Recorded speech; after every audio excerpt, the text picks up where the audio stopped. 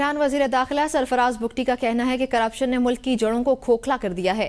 ایٹمی طاقت کو کمزور کرنے کی اجازت نہیں دی جائے گی۔ اسلامی روایات کے مطابق تجارتی اصول وضع کرنا ضروری ہوں گے۔ نبی کریم صلی اللہ علیہ وآلہ وسلم کے بتائے ہوئے اصولوں پر عمل سے ہی ترقی ممکن ہے۔ موجودہ دور میں علماء کرام کا کردار بہت ہی اہم ہے۔ مذہب کے نام پر شدت پسندی کے ذریعے ملک کو کمزور کرنے کی سازش کی گئی ہے۔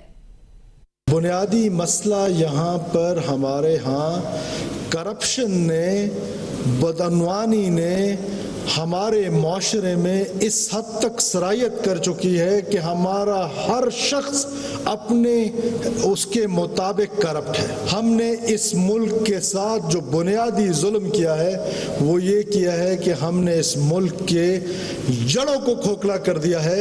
جو ملک رسول اللہ صلی اللہ علیہ وسلم کی امانت تھی ہمارے پاس، اور ہم نے اس کے ساتھ کیا کیا ہے، جو تعلیمات رسول اللہ صلی اللہ علیہ وسلم نے ہم کو دی، کیا ہم نے ان پر عمل کیا ہے؟